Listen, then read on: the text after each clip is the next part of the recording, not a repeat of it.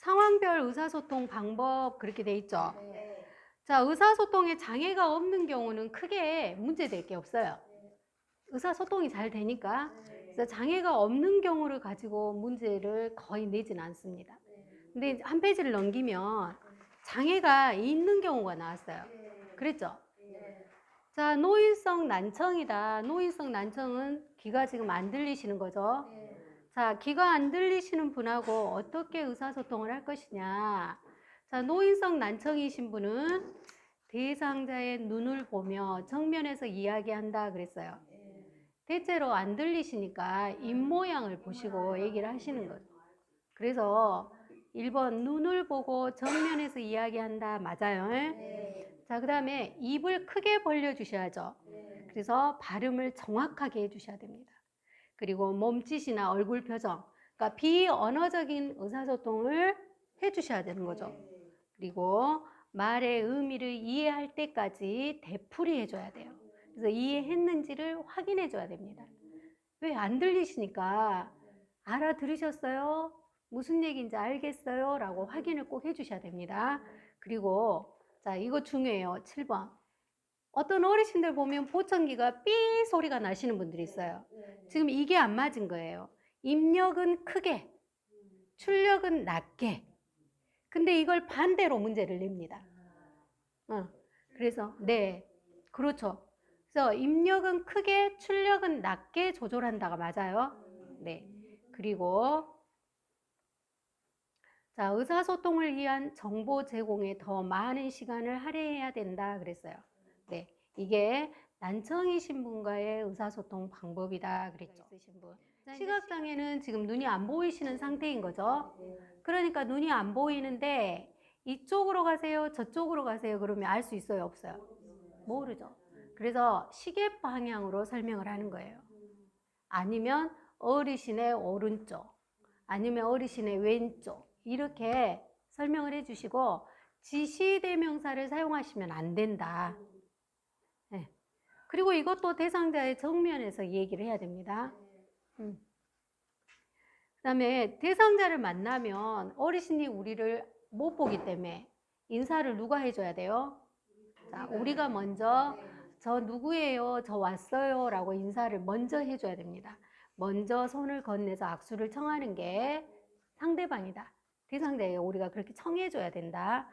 그 다음에 눈이 안 보이시니까 촉각을 이용해 보는 거예요. 이거 한번 만져보세요. 무엇인지 아시겠어요? 이런 느낌이에요. 그래서 촉각을 이해시킨다. 그 다음에 이미지가 잘 떠오르지 않는 형태나 의류 등은 촉각으로 이해시킨다 그랬죠. 그 다음에 요양보호사가 반보 앞으로 항상 나가 있어야 됩니다. 왜? 모시고 가야 되니까. 그래서 반보 앞으로, 반보 뒤로 그러면 맞아요? 틀려요? 틀리다. 그래서 팔을 끄는 듯한 자세가 좋다 그랬죠. 네. 자, 이렇게 시각장애가 있으신 분과의 소통은 지금 이런 언어장애 하는 거고요. 자, 언어장애는 지금 우리가 언어로 말하는 거는 내가 지금 말하는 거, 선생님들이 듣는 거, 이게 우리가 언어잖아요. 근데 자, 언어장애 대상자와 이야기하는 방법은 얼굴과 눈을 응시하면서 천천히 말한다 그랬어요. 똑같아요. 자, 이것도 언어를 지금 잘 못 알아들으시니까 언어를 잘 이해를 못 할 수도 있고 언어에 대한 개념이 이제 많이 없어져 버려요. 그러니까 눈과 얼굴과 눈을 응시하면 천천히 말하고 자, 시끄러운 곳은 안 되겠죠. 소음을 피하는 것이 원칙이고 자, 질문을 했는데 다음 질문을 계속 하시면 되겠어요? 안 되겠어요? 먹었네. 잠은 잘 주무셨어요? 잘 잤네. 이렇게 가시는 거죠. 그래서 질문에 대한 답변이 끝나기 전에 다음 질문을 하지 않아야 된다. 그리고 알아듣고 이해가 된 경우에는 아니오라고 짧게 대답을 하시고요. 또는 눈을 깜박이게 하거나 손에 힘을 주게 하거나 이런 방법으로 서로 소통을 할 필요도 있다는 거죠. 언어가 안 되니까. 네. 그 다음에 실물, 그림판, 문자판 등을 이용해서 대화를 한다 그랬어요. 실제로 저희 아버님 제가 말씀을 한번 드렸죠. 자, 언어가 잘 안 되니까 제가 스케치북을 놓고 뭐 드시고 싶으면 그려보세요 하면은 약간 동물 모양을 그려주셨어요. 저희 친정아버지도 언어를 잃어버리셨거든요. 중풍으로 쓰러지셔가지고. 그러니까 그렇게 대화를 했습니다. 그래서 자, 또 잘 표현했을 때는 칭찬, 그리고 비언어적 긍정적 공감을 표현해 준다 그랬어요. 그래서 언어 소통이 잘 안 될 때는, 언어 장애가 있을 때는 이런 방법으로 서비스를, 의사소통을 하는 것이다. 이해력 장애가 있다. 그러니까 판단이 잘 안 되고 이해가 잘 안 되는 이런 경우. 이런 경우도 실물이나 그림판, 문자판 등을 이용하는 게 좋습니다. 자, 판단력, 이해력 장애 이런 것들이 동반하는 건 다 치매 때문이에요. 치매로 인한 주의력 장애. 주의력 장애도 마찬가지로 인지 장애가 생긴 거예요. 인지라는 말 들어보셨죠? 인지라는 거는 기억력, 언어력, 이해력, 주의력, 진압력 이런 것들이 장애가 생긴 걸 우리가 인지 장애라고 합니다. 그런 것들을 우리는 인지라고 해요. 그래서 자, 주의력 장애가 생겼을 때는 어떻게 해야 되겠냐? 자, 이것도 똑같이 눈을 마주치고 얘기를 하시고요. 이것도 똑같이 단계적으로 얘기를 해 나가야 돼요. 명확하고 단계적으로. 그런데 쉬운 거부터 해주셔야 돼요. 어려운 거부터 하면은 그렇지 않아도 집중이 안 되는데 어려운 거부터 얘기를 하면은 다른 데로 관심이 가버립니다. 그래서 명확하고 간단하게 단계적으로 제시한다. 그리고 구체적이고 익숙한 사물에 대해서 대화한다. 단순한 활동을 먼저 제시한다. 환경적 자극을 최대한 줄인다. 그 다음에 메시지를 천천히 조용히 반복한다. 자, 이런 것들은 주의력 장애가 있는 분과의 의사소통 방법입니다. 진압력 장애, 아까 제가 진압력 장애가 엊그저께 시험에 나왔습니다. 제가 그랬죠? 자, 진압력 장애가 이겁니다. 시간과 장소와 환경을 잃어버려요. 여기서 또 환경을 우리는 사람으로도 표현을 합니다. 네, 그래서 자, 치매가 오잖아요. 제일 먼저 잃어버리는 게 시간, 그 다음에 장소, 그 다음에 환경, 사람. 여기가 우리 집인지 이런 것들을 잃어버려요. 그래서 이럴 때는 어떻게 해야 되겠느냐. 대상자의 이름과 존칭을 함께 사용해 주시고요. 그 다음에 낮 동안의 기본적인 정보를 자주 반복해 줘야 됩니다. 자, 여기는 우리 집이고요. 여기는요, 부엌이고요. 여기는 화장실이고요. 오늘은 몇 월 며칠이고요. 지금은 계절이 어떤 계절이고요. 저는 누구고요. 지금 시간은 몇 시고요. 이런 것들을 주로 낮 시간에 자꾸 반복시켜줘야 됩니다. 그리고 시간, 장소, 사람, 날짜, 달력, 시계 등을 자주 인식시키고요. 자, 이런 것들을 잘 잊어버리니까 물품에다 이름표를 달아줍니다.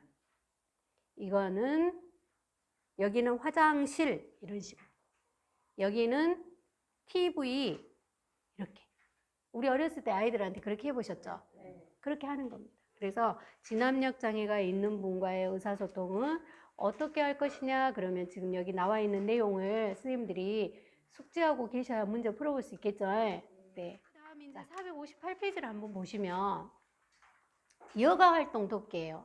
여가 활동 돕기라는 거는 여가는 우리가 남는 시간을 어떻게 보낼 것이냐, 여가 시간을 어떻게 보낼 것이냐, 지금 이런 거죠.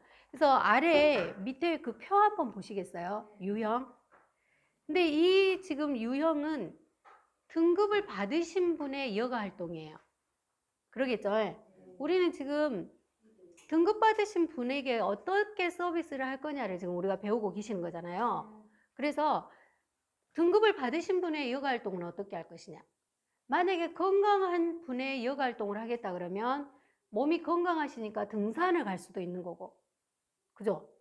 아니면 외국으로 여행을 갈 수도 있는 거고, 몸을 움직일 수 있기 때문에.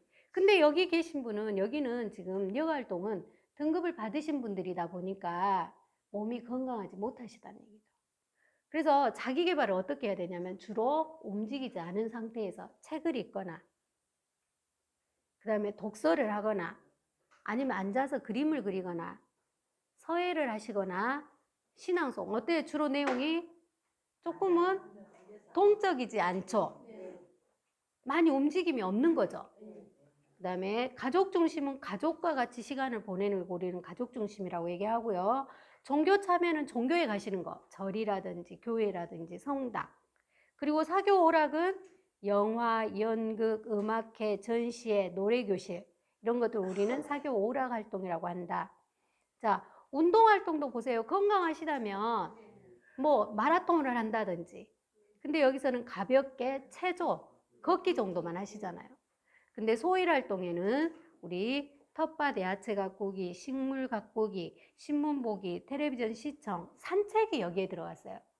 우리 개인활동 지원 서비스에 산책 있었죠? 그 산책이 이 소일 활동과 비슷합니다. 같아요. 그래서 자, 종이접기, 퍼즐놀이 이런 것들을 우리는 할 수 있다. 그러니까 여기도 문제를 어떤 식으로 내냐면 자, 자기개발 활동 유형이 아닌 것을 고르시오 그랬어요. 책 읽기 맞죠? 그림 그리기 맞죠? 근데 거기에 음악회 이렇게 들어갔어요. 그럼 음악회는 아까 사교 오락 활동에 들어갔잖아요. 네. 근데 여기는 쉬워서인지 문제 잘 안 나옵니다. 네. 그래도 또 이번에는 나올 수도 있을지 모르니 한 번 정도를 읽어보세요. 어렵지 않으니까.